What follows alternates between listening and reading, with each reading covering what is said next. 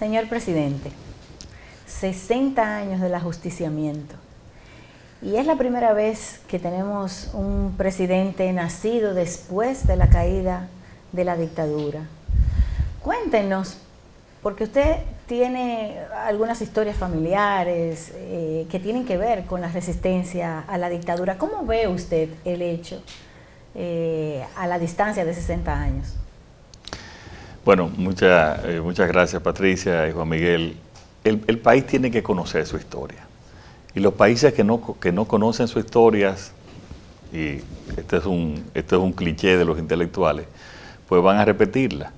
Y yo creo que todavía falta mucho para que los dominicanos conozcan sobre esos 31 años. Falta que conozcan muchos detalles, falta que conozcan la realidad, que dicen, se hizo aquello, se hizo lo otro, pero cuánto se dejó de hacer y cuánto se hizo mal. Entonces, yo creo que debemos de empezar a partir ya del día 30 de este mes de mayo, nosotros no solamente hacer y conocer los detalles de toda la programación de informaciones, sino que durante todo el año y para siempre se empiece a conocer la verdadera historia, las muchas cosas negativas y también algunas que puede, como en todos los regímenes, puede haber también que fueron positivas. Pero tiene que conocerse la historia. Y no solamente por la historia, en mi caso, Patricia, bueno, lo que conocemos todos los dominicanos sobre la época de Trujillo. En el caso nuestro, pues, yo tuve una historia cercana en mi familia paterna, porque los Abinader que vinieron del Líbano vinieron también junto con los Sadalá, y estábamos emparentados, y cuando mi papá de Santiago viene a estudiar, pues su único familiar aquí era Salvador Estrella Sadalá, y por eso, al tener esa relación durante tanto tiempo, pues conoció también del complot, conoció los detalles. También tío Manuel Estrella estuvieron casados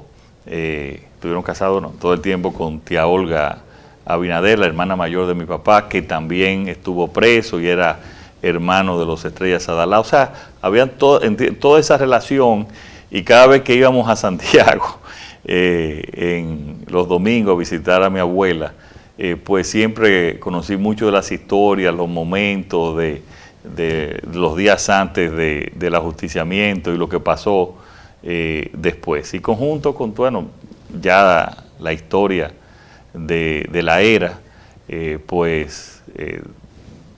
creo que el país tiene que conocer la realidad de lo que pasó para que nunca más pueda volver un régimen igual al de Trujillo. Precisamente, señor presidente, ayer en el acto nacional que usted como jefe del Estado lideró en homenaje a las víctimas y también conmemorando la vocación democrática del pueblo dominicano, rindió un minuto de silencio nacional. Es la primera vez que desde el Estado se tiene esta práctica solemne con toda la comunidad nacional e internacional presente en sus representaciones diplomáticas. ¿Por qué considera usted que es un deber del Estado? Porque durante todo este tiempo la memoria histórica ha sido sostenida por muchos sobrevivientes que a través de fundaciones han hecho ese trabajo loable, y hoy es el Estado dominicano que asume por primera vez esa tarea, esa misión cívica de rendirle tributo a aquellos que ya no están con nosotros? Bueno, yo podría decir que es que el Estado tiene una deuda con el país, de informarle, de decirle, de educarlo, de lo que realmente fue esa época. Pero además, no solamente de lo que fue esa época, sino también de muchas herencias, de muchos comportamientos negativos que vienen desde esa época, que a nosotros lo único que nos ha hecho es daño con administraciones posteriores. Mira, una de las primeras decisiones que yo tomé fue de quitar mi foto en todas las oficinas del gobierno. ¿Pero y por qué tiene que estar? Si la administración de cualquier presidente es pasajera.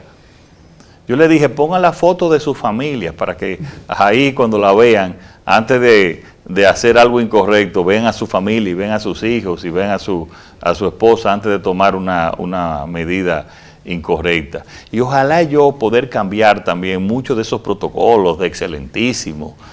Yo incluso relajo con Raquel, mi esposa, digo, mira, a ti yo no te voy a decir excelentísima cuando yo hable.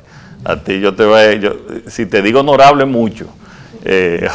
Porque es que nosotros somos presidentes, somos servidores públicos como cualquier otro ciudadano que fue electo, que sí tiene un gran compromiso, pero no somos nada especial.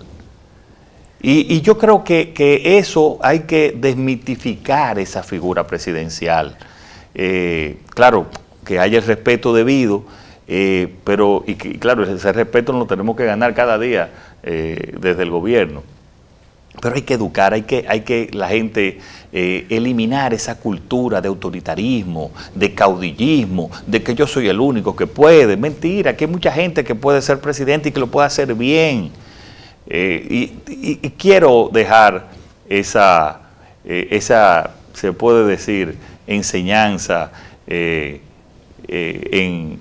el país y en la educación, especialmente de las nuevas generaciones.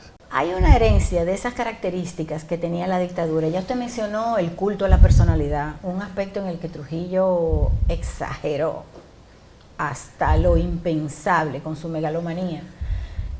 La otra es el uso de los recursos del Estado para provecho propio. Hay personas hoy día que por faltas en la educación, como usted dice, que no se ha contado bien la historia, no se ha hecho, hay muchas complicidades también, que creen que Trujillo es orden.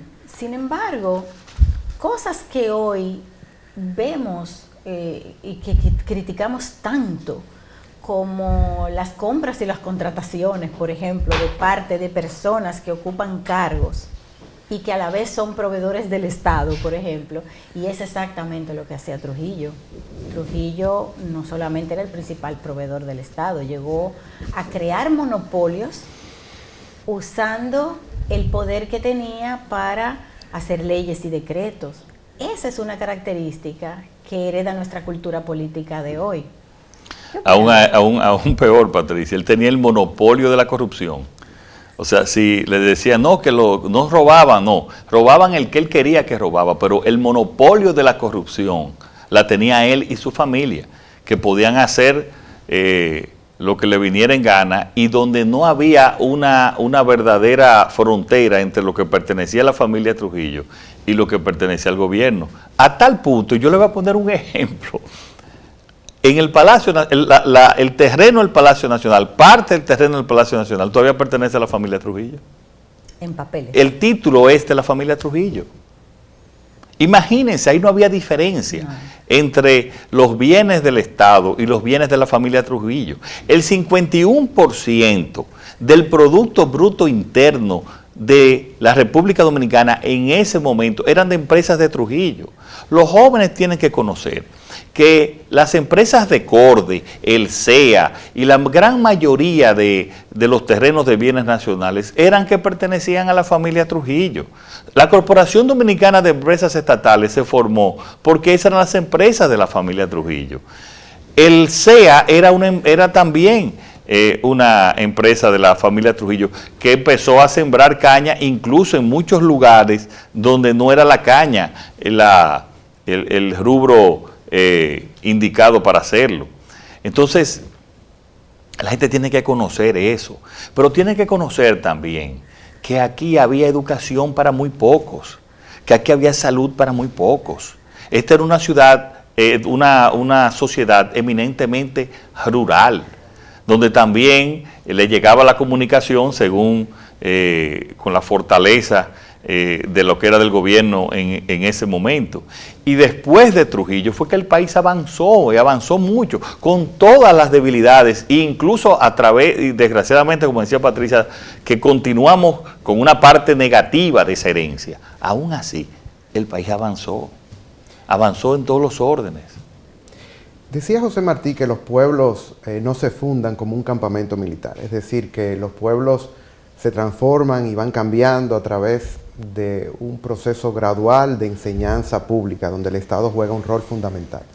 En el decreto que usted emitió declarando el 30 de mayo, Día de la Libertad, usted enunciaba y reconocía desde el Estado figuras que es la primera vez que desde una función pública se asumen, como el terrorismo y el crimen de Estado, que hoy en día ha seguido en otras formas con autoritarismo, con una serie de excesos por parte de las fuerzas policiales, por ejemplo. ¿Cuál es el mensaje que a los 60 años del ajusticiamiento de Trujillo y el fin de su régimen, en un proceso en el que la sociedad dominicana se lanzó en aquellos años a recuperar lo robado, a clamar por el fin de la impunidad, a conquistar en las calles esos meses posteriores al ajusticiamiento los derechos fundamentales y la conquista de su libertad? Hoy a la juventud dominicana, ¿cuál es el mensaje que usted como presidente de la nación le diría a esos jóvenes que por diversas razones nacieron y viven en la pobreza y muchas veces tienen una desesperanza y han dejado de creer muchas veces en el ideal democrático? Bueno, que yo lo que creo que ellos, creo que hay un renacer de la juventud ya desde hace varios años. Las marchas verdes, las protestas frente a la Junta cuando se pensó que se estaban violando los derechos democráticos, esa es una juventud, Juan Miguel, que también está ahí y que en caso de que el gobierno, mi gobierno, haga algo incorrecto, eso van a estar también en esa misma actitud. Y yo pienso que eso es positivo. Yo creo que ese despertar es positivo. Y lo que yo estoy tratando también de hacer en este gobierno es cambiar, y yo le he dicho en varias ocasiones, la cultura de corrupción, pero también la cultura del autoritarismo, también la cultura de que el que está en un gobierno o el que tiene una posición es alguien superior. Eso no, es un servidor público. Tú vas a servirle al país. Entonces, obviamente que si la gente ve que hay un gobierno que va a servir, que va a administrar con total honestidad, que va a luchar contra la impunidad, yo creo que eso le crea esperanza. Y claro, eso va a hacer que hayan más recursos y que puedan haber más posibilidades también en términos generales de desarrollo para nuestro país. O sea que está todo concatenado.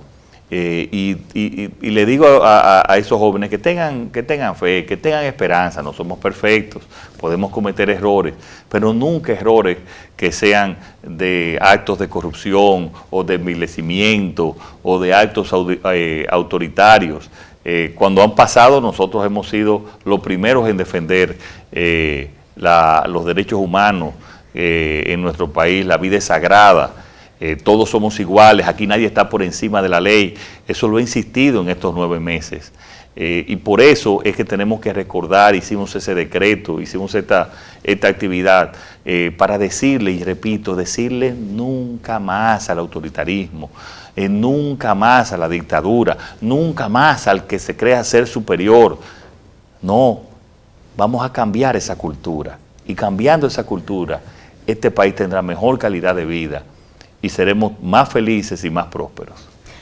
Bueno, finalmente, 1961, el año de la libertad, un programa de educación popular que tiene una exposición que muestra eso que usted hablaba de la juventud.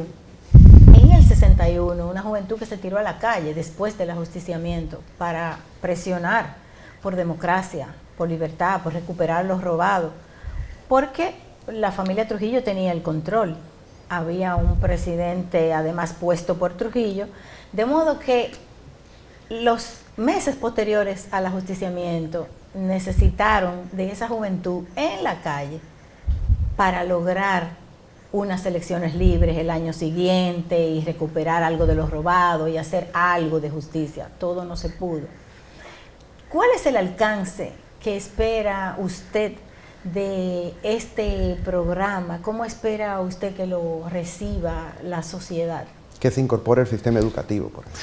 Mira, yo espero que la sociedad, ya los que conocieron de edad más avanzada saben, y yo pienso que lo apoyan también y quieren darse a conocer más. Pero como te dije, ha sido una falta de los gobiernos en poder promover el conocimiento. Repito, Patricia, es conocer lo que pasó, las barbaridades, los comportamientos de sociópata que tenía también el dictador, cosas que muchas veces y muchos detalles no se conocen.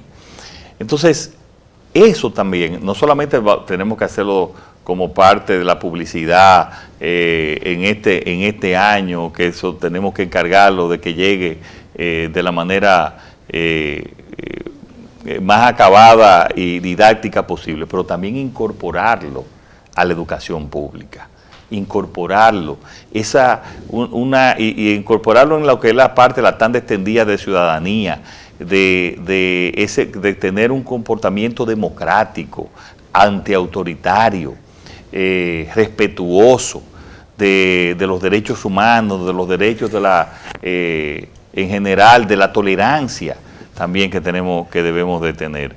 Y eso hay que incorporarlo, y nosotros ya a partir de septiembre lo vamos a incorporar en las clases ciudadanas que vamos a tener en la tanda extendida del Ministerio de Educación.